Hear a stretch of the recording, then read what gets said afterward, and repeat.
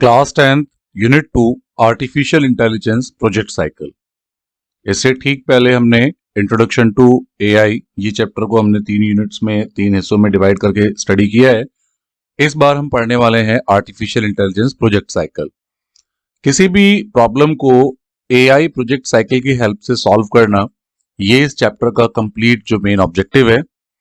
यहाँ पे जैसे एक एग्जांपल्स को देकर के आगे एक्सप्लेन किया गया है कि आपको अपनी मदर के लिए उनके बर्थडे पर एक ग्रीटिंग कार्ड डिजाइन करना है। तो अब ये आपको एक टास्क मिल गया, आप इस टास्क को पूरा कैसे करेंगे। जैसे यहाँ पे कुछ एग्जांपल्स दिए गए स्टेप्स को लेकर के कि भाई आप कुछ ग्रीटिंग कार्ड्स के आइडियाज डिफरेंट डिफरेंट सोर्सेस से कलेक्ट करेंगे। वो ऑनलाइन भी हो सकता है, कोई वीडियोस देख के भी आप देख सकते हैं, या आप कभी किसी स्टोर पे गए होंगे, वहां पे आपने अलग अलग ग्रीटिंग कार्ड्स देखे होंगे।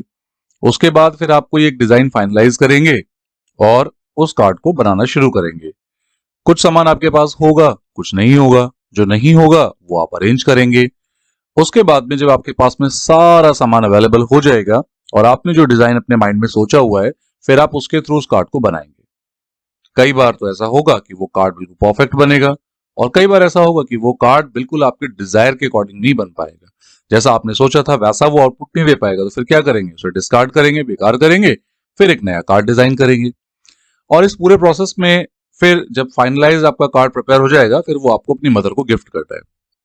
तो यहाँ पे एक लास्ट में लाइन लिखी है, आर दीज स्टेप्स रिलेटेबल। क्या जो स्टेप्स आपने सोचे हैं, जो लिखे हुए हैं, यही स्टेप्स हम फॉलो करते हैं या इसके अलावा कुछ और स्टेप्स हो सकते हैं। तो ऑलमोस्ट मुझे लगता है कि यही स्टेप्स होते हैं, लेकिन अगर किसी को लगता है कि डिफरेंट स्टेप्स हो सकते हैं, तो यहाँ पे इस स्टडी नोटबुक में, बुक में, यहाँ पर कुछ पॉइंट्स दिए हैं कि आप do you think your steps might differ, if so write them down. अगर आपको लगता है कि आपके स्टेप्स थोड़े से अलग हैं, तो आप उन अलग स्टेप्स को यहाँ पर मेंशन कर सकते हैं। होगा क्या, जब आप इन स्टेप्स को यहाँ मेंशन करेंगे तो आप अपनी प्रॉब्लम को, यानी ये जो टास्क दिया है ग्रीटिंग कार्ड्स बनाने का, इसको एक अलग तरीके से, एक अलग मेथोडोलॉजी से, या कह सकते हैं कि अलग टेक्निक से आप डिजाइन करना सोचते हैं। तो कॉन्शियसली या सबकॉन्शियसली हमारे माइंड में जब भी कोई टास्क पूरा करना होता है, तो हम उसके सोल्यूशन की ओर पहले ही सोच लेते हैं कि ये सोल्यूशन हमें ऐसा करना है। आर्टिफिशियल इंटेलिजेंस प्रोजेक्ट साइकिल में किसी भी प्रॉब्लम को सॉल्व करने के लिए या किसी भी प्रोजेक्ट को डन करने के लिए 5 स्टेजेस दी हुई हैं, और ये 5 स्टेजेस हैं problem scoping, data acquisition, data exploration, modelling and evaluation. ये पांचों जो स्टेजेस दी हैं, इनके बारे में हमने 9th क्लास में भी स्टडी किया है और 10th में हम उनका रिवीजन कर रहे हैं। यहाँ पे पूरा का पूरा एक बेसिक समरी दी है कि जब ये 5 स्टेजेस हम फॉलो करते हैं तो हम किन बातों का ध्यान रखते हैं। जैसे यहाँ पे पहला पॉइंट मेंशन है कि you need to acquire data which will become the base of your project. सबसे पहले हमें किसी भी प्रोजेक्ट के लिए जरूरत होती है डेटा की, as it will help you in understanding what the parameters that are related to problem scoping are. कि हमें हमारी प्रॉब्लम को समझने के लिए और प्रॉब्लम को सोल्यूशन देने के लिए, स्टेक होल्डर्स को बेनिफिट देने के लिए हमें डेटा की जरूरत पड़ती है कि भाई हमें किस डेटा के बेस पे उनका सोल्यूशन करना है। After that, you go for data acquisition by collecting data from various reliable and authentic sources. उसके बाद हम डेटा को कलेक्ट करना शुरू करते हैं। Since the data you collect would be in large quantities, you can try to give it a visual image, different type of representation like graph, database, flowchart, maps, etc. This makes it easier for you to interpret the patterns which your acquired data follows. तो जब आप data collect कर लेते हैं तो कई बार data large quantities में आता है, बड़ी संख्या में आता है। कई बार डेटा इमेज की फॉर्म में हो सकता है। जैसे एक एग्जांपल ले लेते हैं, जब एक डॉक्टर एक पेशेंट को देखता है तो डॉक्टर पेशेंट से उसकी बीमारी के रिगार्डिंग बहुत सारी बातें पूछता है। वो उसको मेंशन भी करता है अपने उस रिपोर्ट पेपर पर, और साथ ही साथ वो पेशेंट को कुछ सलाह देता है कि भाई आप ये वाले टेस्ट करा लीजिए, ये वाले टेस्ट करा लीजिए। और जब यूजर वो टेस्ट लेकर आता है तो उस टेस्ट के बेस पर डॉक्टर जो है ये डिसाइड करता है कि वो देखता है कि पेशेंट ने मुझे क्या बताया था और अभी जो उसकी रिपोर्ट्स आ रही हैं वो क्या आ रही हैं। उसके बेस पर वो एक पैटर्न डिजाइन करते हैं कि माइंड में एक विजुअलाइजेशन लेकर जाता है और उसके बाद आगे ट्रीटमेंट को फॉलो करता है। आपने बहुत सारी वेब सीरीज और मूवीज में भी देखा होगा कि जब एक पुलिस केस को सॉल्व करती है तो वो बहुत सारा डेटा कलेक्ट करती है, लाइक सीसीटीवी फुटेज कलेक्ट करेगी, या वहां पे जो लोग आसपास रहे होंगे उस स्पॉट के जहां पे क्राइम हुआ होगा, वहां के लोगों से कुछ जो उनके इंटरव्यूज लेगी, उनसे बात करेगी, उनकी बातों को रिकॉर्ड करेगी, नोट करेगी, और ये सब तरीके का डेटा इकट्ठा करके फिर एक पैटर्न बनाने की कोशिश करेगी कि हाँ ये क्राइम एक्चुअल में हुआ क्या है, और ये क्या पैटर्न दिखाता है कि कहीं पहले ऐसा कोई क्राइम तो नहीं हुआ है। तो इन्वेस्टिगेशन का प्रोसेस का ये पार्ट है कि जब कोई केस सॉल्व करना होता है तो उसमें फिर हम इन डेटा के बेस पे उसको विजुअलाइज करते हैं। आगे चलते हैं। आफ्टर एक्सप्लोरिंग द पैटर्न, जब हमें पैटर्न समझ में आने लगता है तो you can decide upon the type of model you would build to achieve the goal. तो जब हमें पैटर्न समझ में आता है तो उस पैटर्न के बेस पर हम कोई मॉडल बनाना शुरू करते हैं। मॉडल का मतलब है हम एक ऐसा एल्गो लिखना शुरू करते हैं, एल्गोरिदम लिखना शुरू करते हैं, एक ऐसा सॉफ्टवेयर बनाना शुरू करते हैं आर्टिफिशियल इंटेलिजेंस में जो उस प्रॉब्लम को सॉल्व करता है। For this you can research online and select various models which give us suitable output. जो हमें हमारी डिजायर्ड आउटपुट दे सके, हम एक ऐसा मॉडल चूज करते हैं। You can test the selected models and figure out which is the most efficient one. जब हमारे पास में कुछ मॉडल्स हम बना लेते हैं, केवल एक ही मॉडल नहीं बनाते, जब हमें एक सोल्यूशन करना होता है तो हमें लगता है कि हम इस दृष्टिकोण से भी देखते हैं, इस तरीके से भी सोचकर देखते हैं कि क्या पता मेरी प्रॉब्लम इस तरीके से सॉल्व हो जाए या इस तरीके से सॉल्व हो जाए। ऐसे 2 या 3 हम मॉडल लेते हैं जिनसे हमें रिजल्ट मिलता है, और फिर हम उसमें से देखते हैं कि सबसे ज्यादा सूटेबल आउटपुट हमें कहां से मिल रहा है। उसके बाद the most efficient model is now the base of your AI project and you can develop your algorithm around it. अब आपके माइंड में मॉडल आ चुका है कि ये मॉडल है जो मुझे मेरी सूटेबल आउटपुट देने वाला है। उसके बाद हम उसकी एल्गोरिदम लिखना शुरू करते हैं। बात करते हैं एल्गोरिदम की। एल्गोरिदम का मतलब होता है जब एक सॉफ्टवेयर डेवलपर अपना कोई सॉफ्टवेयर बना रहा होता है, प्रोग्राम बना रहा होता है, तो प्रोग्राम से जस्ट पहले की स्टेज होती है एल्गोरिदम। एल्गोरिदम में वो बहुत रफली एक लैंग्वेज में लिख लेता है कि भाई मुझे पहले स्टेप पे ये करना है, सेकंड स्टेप पे ये करना है, थर्ड स्टेप पे ये करना है, फोर्थ स्टेप पे ये करना है, उसके बाद ये मेरा रिजल्ट निकल करके आएगा। जैसे अगले चुनाव में कौन सी पार्टी जीतने वाली है, तो आपने देखा होगा न्यूज चैनल्स पे बहुत सारी जो एजेंसीज हैं, न्यूज ब्रॉडकास्टर हैं, वो क्या करते हैं, वो बताते हैं ये सर्वे के बाद नतीजे आ रहे हैं। सर्वे क्या होता है? सर्वे एक डेटा कलेक्शन होता है जिसके बेस पर उनका एक एल्गोरिदम बनता है, और फिर वो डिसाइड करके देखते हैं कि भाई ये पार्टी अब जीतने वाली है, जबकि अभी चुनाव हुए नहीं है और बस नतीजे का जो एक आकलन है, वो आइडिया वो पहले ही लगाने लगते हैं। तो ये एक तरीके का एआई मॉडल है। या आज मेरे स्टॉक का प्राइस ये है, आने वाले 4 दिनों में ये रहने वाला है। टेम्परेचर पिछले 7 दिनों में ये रहा, तो आने वाले 5 दिनों में ये रहने वाला है। तो ये कुछ प्रॉब्लम्स हैं जिनको लेकर के एआई मॉडल्स डेवलप किए गए हैं। Once the modelling is complete, you now need to test your model on some newly fetched data. The result will help you in evaluating your model and improving it. तो जब आपका model finalise हो जाता है तो फिर आप उसमें कुछ नया डेटा डालते हैं, और नया डेटा डालकर ये चेक करते हैं कि क्या डेटा बिल्कुल सही आउटपुट देने की कोशिश कर रहा है। और अगर जब हमारा ये डेटा फाइनलाइज हो जाता है, हमारा मॉडल फाइनलाइज हो जाता है और हमें रिजल्ट भी सूटेबल मिलने लगता है, तो फाइनली आफ्टर इवैल्यूएशन, तो ये इवैल्यूएशन स्टेज का बाद का पार्ट है कि the project cycle is now complete. अब हमारा प्रोजेक्ट साइकिल कंप्लीट हो चुका है and you get it your AI project, और आप ऐसे एआई प्रोजेक्ट को कंप्लीट कर चुके हैं। अब थोड़ा डिटेल में बात कर लेते हैं एआई प्रोजेक्ट साइकिल के बारे में। पहली stage problem scoping. Problem scoping it means जिसको हम प्रॉब्लम कह रहे हैं, जो सामने वाले यूजर को लग रही है, या जो स्टेक होल्डर्स हैं जिन्हें ये प्रॉब्लम है, हमें ये समझना है कि वो प्रॉब्लम है क्या। और अगर हमें लगता है कि कोई प्रॉब्लम हमें नहीं नजर आ रही है, तो यूएन ने 17 सस्टेनेबल डेवलपमेंट गोल्स बताए हैं। 17 सस्टेनेबल डेवलपमेंट गोल हैं जो 2030 तक लगता है कि यूएन कहता है कि इनको पूरा करना चाहिए, जिसमें नो पॉवर्टी भी है, नो हंगर भी है। तो ऐसे 17 एसडीजी में से हम कोई भी गोल ले सकते हैं जिसको लेकर के हम अपना एआई मॉडल बना सकते हैं, like no poverty, zero hunger, good health, quality education, gender equality, clean water and sanitation.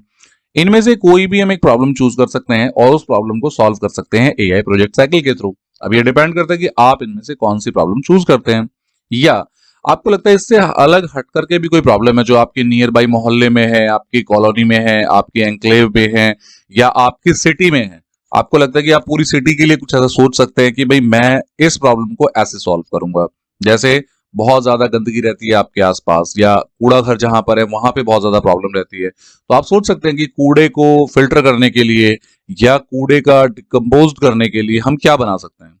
या हमारे शहरों में जो नालियां होती हैं वो बहुत गंदी रहती हैं, उनको कैसे क्लीन किया जा सकता है। या बारिश का पानी जब आता है तो हम उसको कैसे कलेक्ट कर सकते हैं। तो बहुत सारी चीजें हैं, बहुत सारी प्रॉब्लम्स हैं। आप अपने अपने एरियाज में देखिए, ऑब्जर्व कीजिए और फिर उन्हें एआई प्रोजेक्ट साइकिल के थ्रू सॉल्व करने की कोशिश कीजिए। अब हम बात करते हैं कि एआई के प्रोजेक्ट साइकिल की जो पहली स्टेज है प्रॉब्लम स्कोपिंग, उसमें एक कॉन्सेप्ट आता है 4WS प्रॉब्लम कैनवास, जिसके थ्रू हम प्रॉब्लम को स्कोप करते हैं, समझते हैं कि ये प्रॉब्लम हमारी सॉल्व कैसे होगी। पहला है इसमें हु, सेकंड है व्हाट, थर्ड है वेयर और फोर्थ है हमारा व्हाई। हु स्टेज पे हमें देखना होता है कि यहां पे हमारे सामने दो क्वेश्चन दिए, like who are the stakeholders, कि प्रॉब्लम किन्हें है, कौन है जो प्रॉब्लम का बेनिफिट जब उन्हें मिल जाएगा तो उन्हें प्रॉब्लम से सोल्यूशन मिलने के बाद में उन्हें बेनिफिट होने वाला है। And what do you know about them, और आप उनके बारे में क्या जानते हैं। जब एक पेशेंट किसी डॉक्टर से मिलता है तो पेशेंट को अपनी पूरी हिस्ट्री बतानी होती है, डॉक्टर को डिटेल बतानी होती है कि भाई मैं इतने समय से बीमार चल रहा हूं, मैं ये प्रिकॉशंस ले रहा था, मैं ये दवाइयां ले रहा था, या मैं ये चीजें खाता था, अब मैं ये खा रहा हूं। तो डॉक्टर को पूरी हिस्ट्री बतानी पड़ती है। या जब आप किसी एडवोकेट के पास में कोई केस जाता है तो वकील को सारी चीजें बतानी पड़ती है कि भाई मैंने ये क्राइम किया था या नहीं किया था, मुझे झूठा फंसाया जा रहा है, या ये सब चीजें हमें डिटेल में बतानी पड़ती है। या सामने वाली जो पार्टी है जो आपके लिए काम कर रही है उसको वो आपके बारे में जानना होता है। जब आप कोई घर डिजाइन करवाते हैं तो आर्किटेक्ट को आप सब कुछ बताना पड़ता है कि मैं अपना घर ऐसे डिजाइन कराना चाहता हूं, मैं ऐसे चाहता हूं, ऐसे चाहता हूं। फिर आर्किटेक्ट आपको आइडियाज देता है, वो बताता है। तो कोई भी प्रॉब्लम है तो सबसे पहले हमें देखना है कि प्रॉब्लम किसे है। नंबर 2, वो प्रॉब्लम जिसको है उसके बारे में आप कितना जानते हैं ताकि आप उसका समाधान कर सके। सेकंड आता है व्हाट। तो व्हाट ब्लॉक में भी दो क्वेश्चन है, like what is the problem, problem है क्या, और secondly how do you know it is a problem, और तुम्हें कैसे लगता है कि ये वास्तव में कोई प्रॉब्लम है, ये रियल में कोई प्रॉब्लम है। Under the what block you need to look into what you have in your hand. At this stage you need to determine the nature of the problem, ताकि आप अपनी प्रॉब्लम का nature समझ सकें, उसकी प्रॉब्लम है क्या। कई बार प्रॉब्लम साइकोलॉजिकल होती है, कई बार फिजिकल होती है, कई बार सिचुएशनल बेस्ड होती है। So what is the problem and how do you know that it is a problem? Under this block, you also gather evidence to prove that the problem you have selected actually exists. कि ये problem such में exist करती है, इसके लिए आप कोई evidence भी कलेक्ट करके रख सकते हैं कि हाँ भाई आप कह रहे हैं ये प्रॉब्लम, लेकिन मैं कैसे मान लूं। डॉक्टर ने, पेशेंट ने कहा कि भाई मुझे पेट में दर्द है और मुझे लगता है कि मेरे पेट में अल्सर है या कोई मेरे पेट में कोई ऐसा दिक्कत है, कुछ परेशानी है। तो डॉक्टर ने कहा ठीक है चलो एक बार टेस्ट कर लेते हैं। अब मरीज कह रहा है नहीं टेस्ट करने की जरूरत नहीं, मैं बता रहा हूँ ना मेरे को दिक्कत है। तो नहीं, डॉक्टर ने कहा नहीं टेस्ट करेंगे फिर देखेंगे क्या है। तो जब टेस्ट करा देखा कुछ नहीं निकला, पेट में कोई गैस्ट्रिटिक्स की प्रॉब्लम थी सिंपल, तो डॉक्टर ने गैस्ट्रिटिक्स की दवाई दे दी। इसका मतलब क्या है कि प्रॉब्लम को विद एविडेंस कलेक्ट करके रखना कि सच में ये प्रॉब्लम एग्जिस्ट करती है ताकि हम उसका सोल्यूशन कर सकें। न्यूज़पेपर आर्टिकल्स हो सकते हैं, मीडिया अनाउंसमेंट हो सकती हैं। ये जो एग्जांपल दिया है न्यूज़पेपर आर्टिकल, ये दिया है 17 सस्टेनेबल डेवलपमेंट गोल्स को लेकर के कि हाँ सच में ये प्रॉब्लम जो सोसाइटी है वो उसको मानती है। आगे बढ़ते हैं, आगे आता है वेयर ब्लॉक। वेयर ब्लॉक में हम बात करते हैं कि you need to focus on the context, situation, location of the problem. यहां पे हम देखते हैं कि जो हमारी प्रॉब्लम है वो किस कॉन्टेक्स्ट में आ रही है, किस परिस्थितियों में आ रही है और कहां पर आ रही है। This block will help you look into the situation. अब हम सिचुएशन के अंदर डीपली थोड़ा ऑब्जर्व करते हैं। तो यहां पे पहला क्वेश्चन आ जाता है what is the context situation in which the stakeholder experience the problem, कि वो कौन सी ऐसी सिचुएशन है जहां पे स्टेक होल्डर्स को प्रॉब्लम आ रही है। जैसे मैं एक एग्जांपल अक्सर क्लास में देता हूं कि एक बच्चे को गाली देने की आदत थी, वो अक्सर गाली देता था और वो नहीं भी चाहता था तो भी उसके मुंह से गाली निकल जाती थी। तो उसके प्रिंसिपल सर ने उसको बुलाया, उसने कहा कि भाई आप गाली क्यों देते हैं। बोले सर निकल जाती है, मैं देना नहीं चाहता लेकिन फिर भी। तो उनके पेरेंट्स को बुलाया गया, पेरेंट्स में उनकी मदर आई, मदर से पूछा गया तो मदर ने बताया कि इसके जो पापा हैं वो एक ऐसे प्रोफेशन में है जहां वो अक्सर मॉर्निंग में उठते ही लोगों को गालियां देते हैं, और ये मेरा बच्चा है बचपन से ही गालियां सुनता आ रहा है, तो ये ऑटोमेटिकली गालियां सीख रहा है। तो इसका मतलब पेरेंट्स को भी समझ में आया और प्रिंसिपल को भी समझ में आया और उस टीचर को भी समझ में आया कि इस बच्चे की जानबूझ के इंटेंशन नहीं है, ये घर में इसको ऐसा वातावरण मिला है कि जिसकी वजह से ये गाली दे रहा है। तो रूट कॉज को पता लगाना कि सिचुएशन कब आ रही है, कहां आ रही है, या ऐसा भी हो सकता था उस बच्चे को जब जब चिढ़ाया जाता था, कोई उसको नाम लेके पुकारता था गलत तरीके से, तो वो बच्चा गाली देता था। इसका मतलब ये हुआ कि उस बच्चे को परेशान किया जाता है तब गाली देता है। तो सिचुएशन क्या है, लोकेशन क्या है, और वो प्रॉब्लम एग्जिस्ट कर रही है तो क्यों कर रही है, उसके रूट कोज को पकड़ना। लाइक एक गांव में पानी नहीं आ रहा, लेकिन गवर्नमेंट ने वहां व्यवस्था की हुई है पानी की, अब प्रॉब्लम यह है कि पानी नहीं आ रहा। तो जब वेयर का पता लगाया गया तो पता चला कि जो टंकी से पानी गांव में आता था, वो जो पाइप है वो बीच में कहीं फूटा हुआ है। तो जहां पे वो फूटा हुआ है वो वेयर वाले पॉइंट से हमें पता चल जाता है। तो दैट इज कॉल्ड वेयर, की प्रॉब्लम किस सिचुएशन में, किस लोकेशन पे और कौन से कॉन्टेक्स्ट पे हमारे सामने आ रही है। लास्ट आता है Y. You have finally listed down all major elements that affect the problem directly. Now it is convenient to understand who is the people that would be benefited by the solutions are. हमें पता चल चुका है कि हमें किनके लिए solution करना है, what is to be solved और हमें क्या solve करना है, and where will the solution be deployed और हमें solution भी कहां पर provide कराना है। These three canvases now become the base of why. अब ये जो ऊपर के 3 कैनवास के स्टेजेस हैं, who, what और why, who, what और where, इससे हमें why के लिए बेस मिल चुका है। तो in the why canvas, think about the benefits which the stakeholders would get from the solution and how it will benefit them as well as the society.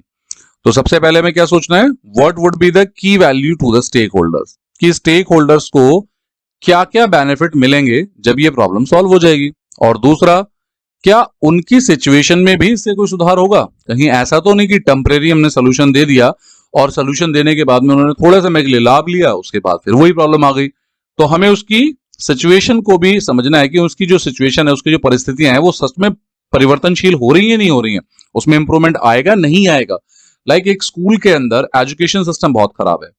अब वहां उस गांव में कोई स्कूल है जो बहुत, वहां पे कोई टीचर नहीं है, पढ़ाने वाला नहीं है, तो वहां पे क्या किया गया, हमने सोचा कि हम एक टीचर वहां पे अरेंज करा देते हैं, कुछ क्लासेस अरेंज करा देते हैं, एक 1 मंथ 2 मंथ की। तो अगर आपने 1 मंथ 2 मंथ की क्लासेस अरेंज कराई तो उस समय क्या होगा, स्टेक होल्डर्स को बेनिफिट तो मिलेगा लेकिन टेम्परेरी बेनिफिट मिलेगा।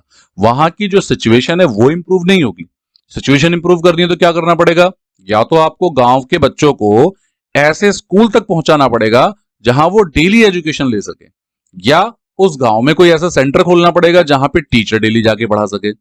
तो ऐसा सॉल्यूशन सोचना चाहिए कि जिसमें स्टेक होल्डर्स को तो बेनिफिट क्या क्या हो रहे हैं ये काउंट कर लीजिए। दूसरा, क्या वो बेनिफिट उसको आगे तक भी लाभ देंगे, या ऐसा तो नहीं कि हमने थोड़े समय के लिए बेनिफिट किया और फिर हमने उसके ऊपर ध्यान देना छोड़ दिया। तो इस तरीके का जो स्टेज है ये वाई स्टेज है जो हमें बताती है। हालांकि अगर देखा जाए, हम लाइफ में जब भी कोई काम करते हैं, ये बहुत बढ़िया स्टेजेस हैं। 4W कैनवास में इतना बढ़िया तरीका दिया हुआ है कि हम किसी भी प्रॉब्लम को जब सॉल्व करते हैं तो एक अच्छे तरीके से एक अच्छा रिजल्ट देकर के सॉल्व करने की कोशिश करते हैं। तो these are the 4W canvas. After filling the 4W canvas, you no need to summarise all the cards into one template. फिर हमें इन सबको एक टेम्पलेट में कलेक्ट कर लेना होता है। 9th क्लास में भी ये एक आपके सामने इमेज आई थी और 10th में भी आई है। लाइक आवर स्टेक होल्डर्स, यानी हु स्टेज, हमारे किनको प्रॉब्लम है उसके बारे में कुछ लिख देना है, यानी कि has have a problem that, और अब उनको क्या इशू है, क्या प्रॉब्लम है और उनको क्या चाहिए, और व्हेन व्हाइल, ये प्रॉब्लम उनको कब आती है, an ideal solution would be, और तुम्हारे हिसाब से इसका क्या सोल्यूशन हो सकता है। तो ऐसे करके एक पूरा का पूरा आप एक पैराग्राफ या एक पूरा का पूरा आर्टिकल यहाँ पे लिख सकते हैं, लिख लेना चाहिए, जिससे आपके स्टेजेस का कॉन्सेप्ट क्लियर हो जाता है। आगे आने वाली वीडियोस में हम पढ़ेंगे स्टेजेस की, आर्टिफिशियल इंटेलिजेंस के प्रोजेक्ट साइकिल की नेक्स्ट स्टेजेस के बारे में, जिसमें डेटा एक्विजिशन आएगी और आपका डेटा एक्सप्लोरेशन आएगी, मॉडलिंग आएगी, इवैल्यूएशन आएगी। यहां तक में अगर आपको कोई डाउट है तो आप हमें कमेंट सेक्शन में जरूर बताइए, हम इसका समाधान करने की कोशिश करेंगे।